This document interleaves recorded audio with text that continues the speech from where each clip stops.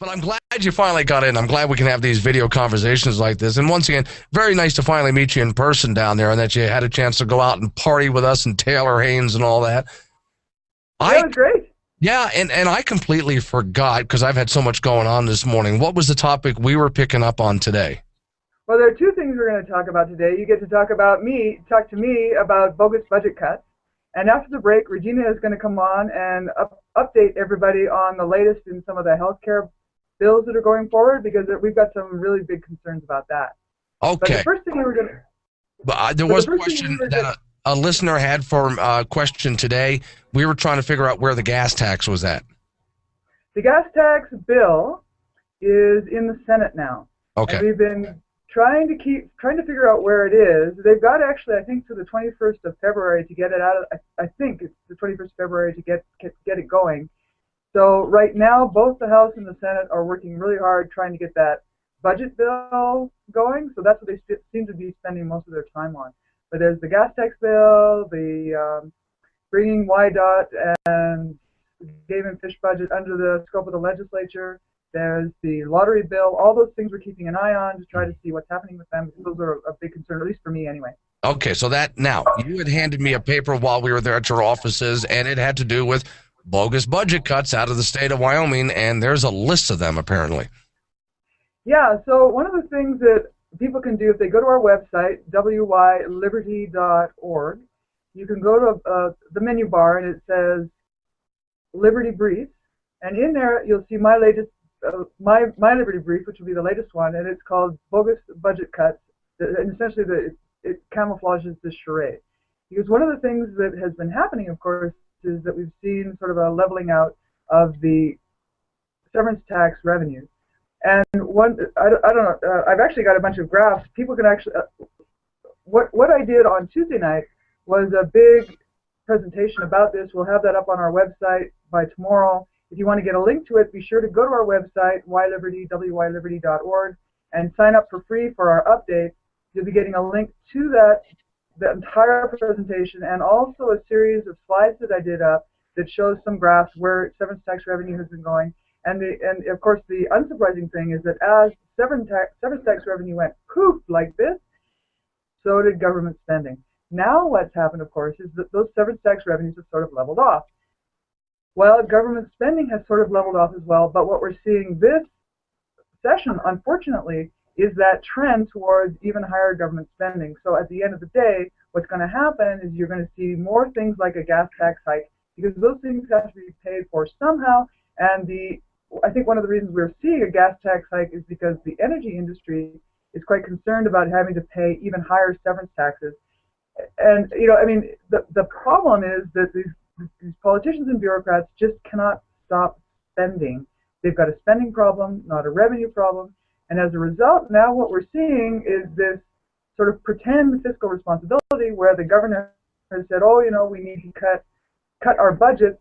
Let's cut the budget by 8%, which is what he started talking about back in December 2011.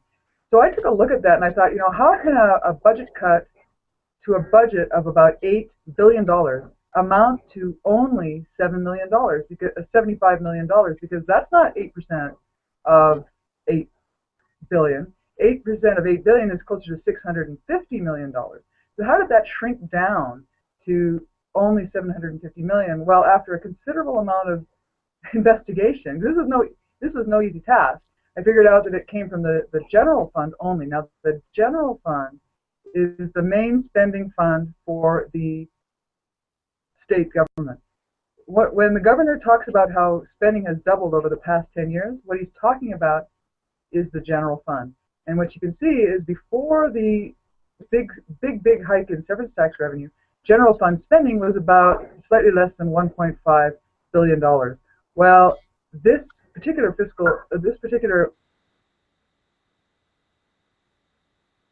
whoops, there was a pause. Okay, there you go. All of a sudden, your stream paused there. Okay, so you left off at this particular fiscal was your last sentence, and then you paused. Are you still there? Okay, I seem to be suffering a bad connection from Wyoming Liberty Group. Here's the gist of what she's saying, and if she has a chance to rejoin us, she'll be able to finish her thought there. If you go to the Wyoming Liberty's website, and she handed me the paper when I was down there visiting with her. Maureen has done a pretty extensive study on what in effect are phantom or fake budget cuts, where once again politicians and bureaucrats are very good at shuffling the numbers around to make it look like they have made some cuts, but actually if anything, they have reduced the rate of growth, not actually made legitimate or actual cuts. Well, they did. And she details those. Now, you can go ahead and take a look at those details by going to the Wyoming Liberty Group website, and they have that information there. And Maureen, I can see you're trying to make a comeback. Okay, we got a little bit of a buffering problem on your video, but you're back again there. Okay, so you're starting to go into some details. Sorry, we're having a problem with this today, but you're starting to go into some details. Let's talk about how exactly they make, let's call them phantom cuts. They make it look like it's a cut, but it's not. Is there a way? Is there a process that they do this in? I mean, is there most criminals tend to repeat the same behavior over and over again. If you're taking a look at someone who's, let's say, robbing a bank or embezzling, are they doing the same thing over and over again? The same modus operandi, if you will? Well, it's once you start figuring out what these politicians are up to, you really have to shake your head, because what they do is, by default, increase the budget every year, and that's something called the standard budget. The standard budget is the budgeting department takes a look at the standard budget every year for all the agencies, and they give that standard budget an increase for inflation and cost increases. And so that means then that a politician or a bureaucrat can legitimately say, we're cutting our budget, even though they're probably spending more, because what's happening is they're cutting this automatic increase. And this is the thing that really has to stop. So what we're seeing now is a cut to the 2013 now. We were talking about the 2011, back in 2011, we were talking about cuts, but what we're cutting, in fact, is what these guys were getting in 2014. So in a lot of cases, the cuts are absolutely minuscule. They're cuts to an increase, and this is the kind of mentality that has to change. And one of the ways that could actually change is if we move to something called zero-based budgeting. Now, when the bureaucrats here in Wyoming talk about zero-based budgeting, what they say is, oh, well, we zeroed out our account at the end of the year.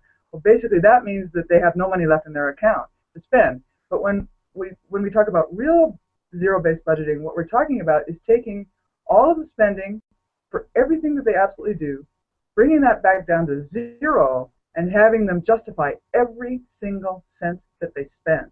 That way they work through their budgets, they eliminate the waste, and the Game and Fish Department is a really good example of where there's a lot of waste to eliminate. So that's what we're looking at, is trying to get some fiscal reality here, because the governor's right. He can't keep on increasing spending, like doubling spending every 10 years, especially when we've got a potential for falling severance tax revenue. Well, and let's give some credit where credit is due, and I think you did the other day. Tom Lubnow was talking about some of the fees for game and fish. Am I right about that? And what did he say about them? Well, he actually, I was very surprised, pleasantly surprised, because he was a big supporter of the gas tax hike. But he did say that now is not the time to raise hunting and fishing license fees, and he's absolutely right. Now, the really fantastic, actually, you can go to our website also, and our investigative journalist has done a whole series on the absolute tenacious behavior on the part of the bureaucrats at the Game and Fish Department. They actually brought forward four bills to try to hike fees on hunting and fishing licenses, and they got shot down every single time. And we were actually quite worried, because they got the original bill was in the Senate. It sort of disappeared. They brought two more bills to the Travel Committee, and both times they said no. So the fourth bill, HB 260, actually went to the Revenue Committee. Now, the Revenue Committee is the committee that wants a higher gas tax. So we were actually quite worried, because that bill has made it out, unsurprisingly, made it out of the Revenue Committee. It went to the House, and it was shot down 52 to 8. And if you go to our Facebook page, you can see which legislators in the House want you to pay higher hunting and fishing fees. So that was actually a really good sign that most legislators understand that people just cannot afford to pay more. And if you look at what happened after the last Game and Fish license fee hike, you can see that when the license fees went up, yes, revenue went up, but the number of licenses sold has declined steadily since then, as has the revenue.